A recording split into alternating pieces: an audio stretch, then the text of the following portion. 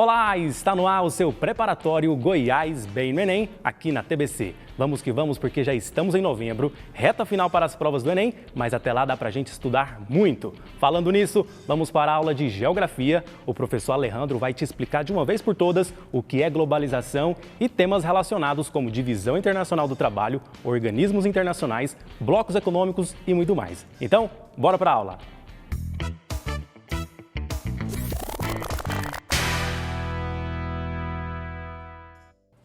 Olá, sejam bem-vindos ao Goiás Bem no Enem. Este programa visa contribuir para que você possa alcançar um bom desempenho no Enem, com sucesso e vitórias. Eu sou o Alejandro, professor de Geografia, e hoje vamos estudar sobre globalização. Os conteúdos estudados são todos de acordo com a matriz do Enem. Então nós temos aqui a competência diária 2 e a habilidade 10. Essa habilidade, a gente traz aqui o conteúdo de globalização. Globalização, ele vem aí justamente do termo de global. Então, como a gente pode visualizar aqui, o globo inteiro está envolvido nesse processo, tá? Então, a gente tem aqui o conceito de globalização. Globalização, como eu disse, é uma aproximação dos países, tá? Principalmente, a gente vai ver o avanço da tecnologia promovendo essa aproximação. Então, a gente tem aí as tecnologias, principalmente do transporte e tecnologia da comunicação. Isso faz com que a gente tenha um fenômeno chamado de aldeia global. Então, o mundo inteiro, ele vai fazer esse fenômeno de aldeia, ou seja, o mundo inteiro vai parecer que ele é muito pequeno. Justamente porque o transporte e a comunicação, eles são tão rápidos que a gente vai ter o mundo inteiro se comunicando, tá? E a gente vai ter o acesso das pessoas de um lugar para o outro de forma muito fácil, tá? Justamente pelos avanços da tecnologia. Então, o mundo tão grande vai parecer uma pequena aldeia. Principalmente a gente vai ver aí na questão da economia. Então, a gente vai ver o comércio internacional, certo? Então, a globalização, a gente vai ver, por exemplo, uma pessoa saindo de Lisboa e indo até São Paulo, no período das caravelas, e a gente vai vendo evoluções dessas tecnologias de transporte. Se a gente vai ver de caravela lá no século XV, duraria mais ou menos aí a viagem de Lisboa até São Paulo, 44 dias. Na atualidade, um avião comercial mesmo, a gente vai ter uma velocidade tão grande que essa viagem de 44 dias ela vai ser reduzida para 9 horas. Então, na atualidade, um avião comercial mesmo, ele faria a mesma viagem num tempo de 9 horas. Já um avião, lembrando que eu estava falando do avião comercial, um avião supersônico, a velocidade acima do som, ele já faria essa viagem em menos de 3 horas. Tá? Até mesmo alguns deles em 1 hora aproximadamente conseguiriam fazer esse mesmo trajeto. Então o transporte já evoluiu bastante. Então a gente tem, por exemplo, se fosse o próprio homem, andando com as suas próprias pernas, ele demoraria um certo tempo.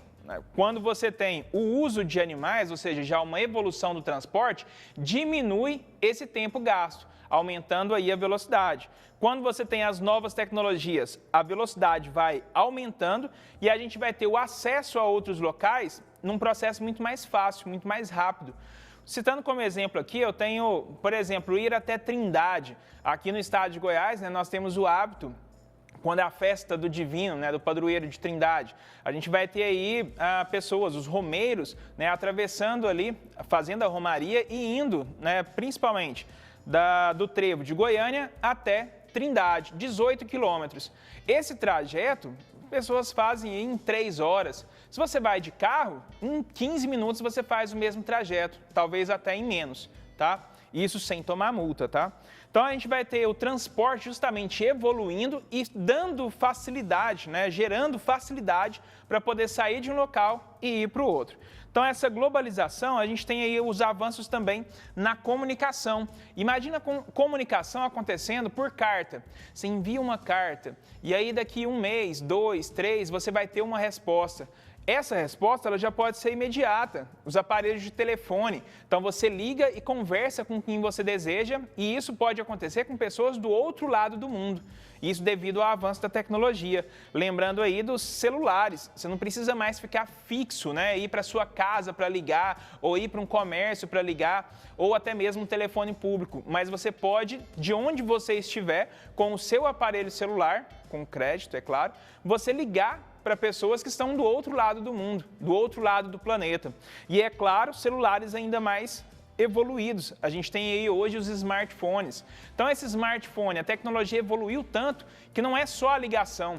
Parece até que fazer uma ligação é algo secundário para esse smartphone. São tantas o smartphone ele faz tantos trabalhos, tantos serviços, que parece que a atividade de fazer uma ligação, ela é secundária, tá? É a menos importante, talvez, desse aparelho celular, certo? Então, você faz atividades aqui até mesmo financeiras, né? Pagamento de contas, você faz compras pelo celular. Então, você faz outras atividades, não só a de ligar. Então, o mundo agora, olha só, de tão grande, o mundo tão pequeno hoje, cabendo na palma da sua mão com esse smartphone. Então, você se comunicando com outros lugares do mundo e tendo acesso até mesmo ao comércio de outras localidades, tá? De outros espaços.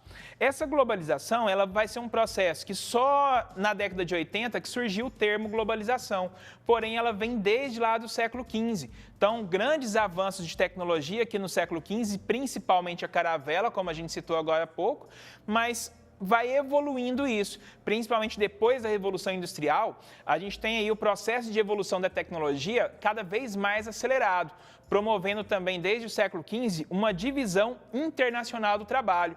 Então, não só a divisão do trabalho, mas a divisão internacional. Então, cada grupo de país exercendo uma função no globo terrestre, no comércio internacional, na economia internacional. E a gente tem a divisão internacional do trabalho dividida em 3 fases. Então, primeira, segunda e terceira DIT, tá? DIT, Divisão Internacional do Trabalho. Então, primeira, segunda e terceira. A primeira e a segunda, elas são chamadas de DITs clássicas, e a terceira é a nova DIT.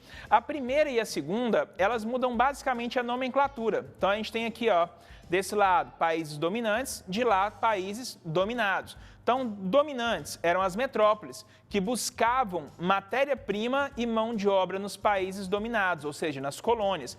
Levavam esses produtos para suas metrópoles, né, de volta para a metrópole, e ali eles manufaturavam esses recursos. Então, a gente tem uma função para cada país, uma atividade para cada país. Quando chega o século XVIII e acontece a Revolução Industrial, nós temos aí, então, uma nova fase do sistema capitalista. Então, o capitalismo comercial e mercantil ele vai mudar para capitalismo industrial e depois, né, já no século XIX, capitalismo bancário ou financeiro. Aqui os países dominantes são os países industrializados e os países dominados, os países não industrializados. Os países não industrializados, eles vão continuar fornecendo a matéria-prima e algumas vezes a mão de obra barata. E a gente tem aqui os países dominantes, eles oferecendo agora produtos, ao invés de manufaturados, produtos industrializados. Beleza? Então aí, capitalismo industrial e capitalismo bancário, ou seja, a segunda e a terceira fase do sistema capitalista.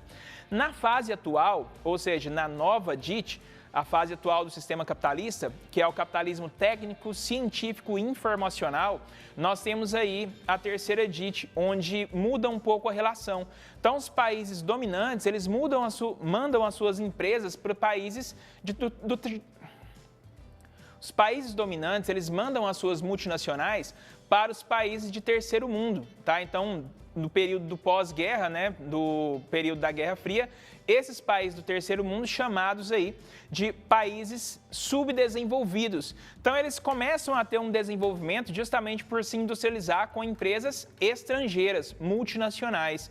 E aí agora, justamente essa mudança, buscando uma mão de obra mais barata, tá? Salários mais baixos. Então, a gente cria um outro fenômeno aqui, que são as chamadas fábricas globais. A produção vai se tornar mais barata justamente procurando, ó, se eu coloco essa parte da produção em determinado país, uma parte em outro, onde for mais barato e onde tiver, é claro, mão de obra qualificada e que oferecer, é claro, uma mão de obra barata, tá? Então, pensando nisso, a gente tem países se desenvolvendo, se industrializando, porém, é claro que o capital e o lucro, eles vão ficar concentrados ainda nos países dominantes. Então, a nova DIT, ou a terceira DIT, ela é baseada justamente nessa presença das multinacionais, porém, com o capital e o lucro se concentrando ainda nos países dominantes. E a gente tem, é claro, numa relação internacional, a gente vai ter também organismos internacionais. Então, a gente vai ter uma organização das Nações Unidas para manter a paz no mundo, a gente vai ter a Organização Mundial do Comércio para criar as relações, padronizar as relações comerciais, a Organização Mundial da Saúde, que padroniza a saúde no mundo, a OTAN, que ela surge para combater os países socialistas, mas ela vai também ter uma função para a manutenção da paz, para a manutenção da soberania de países americanos e europeus. O Fundo Monetário Internacional, então países que querem fazer algum investimento, por exemplo, na sua infraestrutura, não tem dinheiro. O Fundo Monetário Internacional, ou até mesmo o Banco Mundial, eles podem fazer esse financiamento dessas obras, tá? E a gente tem ali a Organização do Trabalho e a Organização também para o Desenvolvimento, todos organismos internacionais. Os blocos econômicos, justamente pensando, um país é mais poderoso que outro, então países e economias menores se unem para poder fortalecer a sua economia, tendo aí uma zona de livre comércio, uma união aduaneira, um mercado comum ou uma união econômica e monetária. É claro que esse é o último estágio de bloco econômico, sendo apenas a União Europeia, né, que se encontra nesse último estágio. Tá bom? Aqui, União Aduaneira, nós temos o principal bloco que o Brasil pertence, que é o Mercosul, certo? Aqui a gente tem uma questão do Enem, então do Enem de 2013, tá? A questão 19 do Enem de 2013.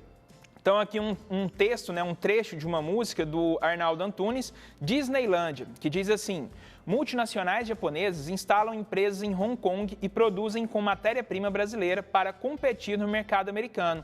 Pilhas americanas alimentam eletrodomésticos ingleses na Nova Guiné. Gasolina árabe alimenta automóveis americanos na África do Sul.